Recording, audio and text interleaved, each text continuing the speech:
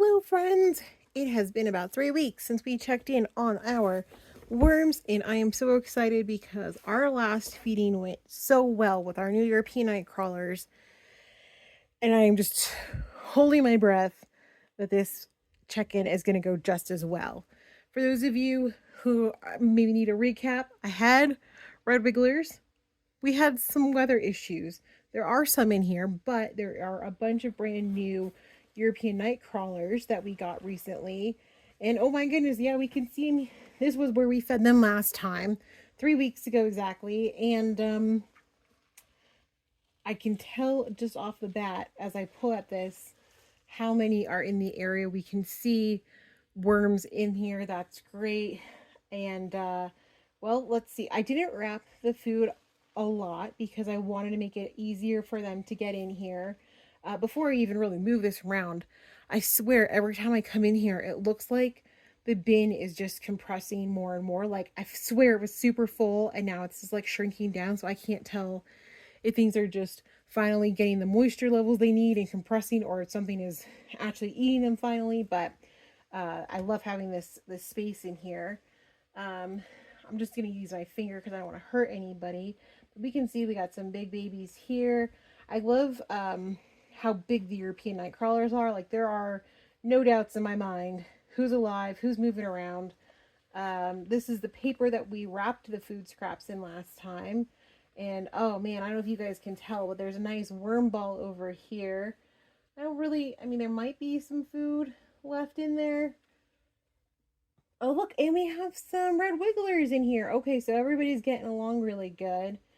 Well, I don't really see a ton of food, so I'm going to leave them be because a worm ball means worm babies are coming, and I am stoked about that.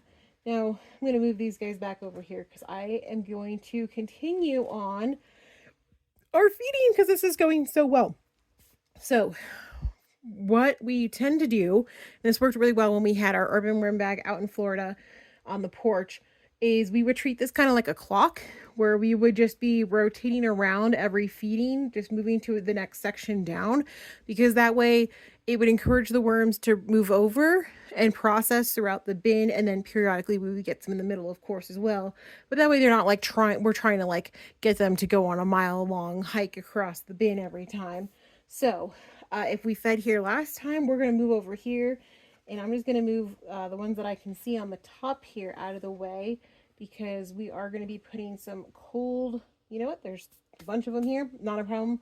We're going to put this down, which is wet. And I love that I can already tell that this is damp. The top of the bin isn't so wet or anything, but there is moisture in here. And for those of you who've been following our Colorado situation here, dryness is a real issue in these bins, which is so ironic coming from Florida, where it was so wet we were trying to get it dry, and now it's so dry we're trying to keep the moisture content up.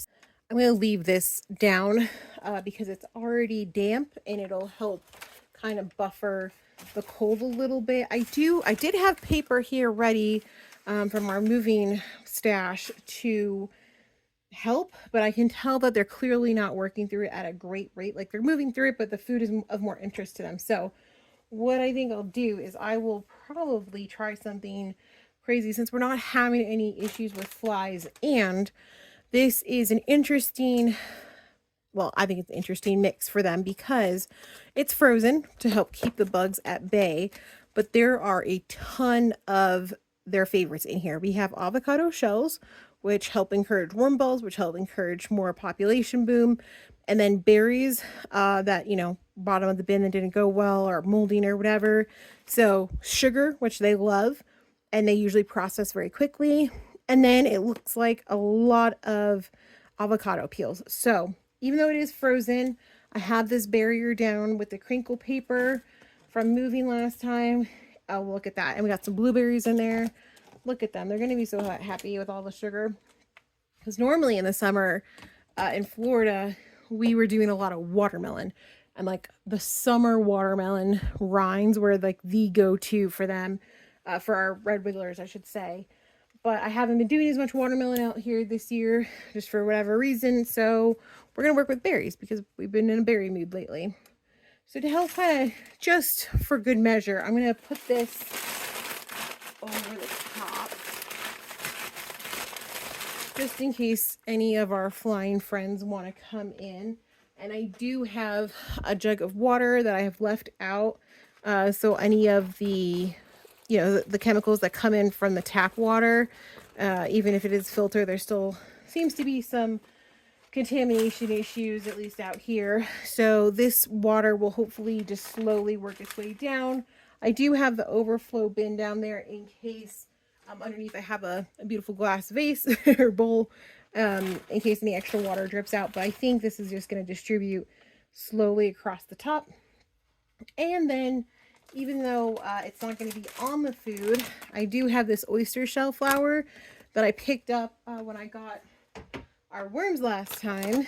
And I thought, well, I think you're supposed to feed every time, but we have it. So I'm just going to do a little sprinkles on here. And this serves as grit for them because, if you think about it, out in nature, they would be getting grit from sand and dirt and whatever processing through their system. And since this is more of a controlled environment, they don't really have that technically coming in.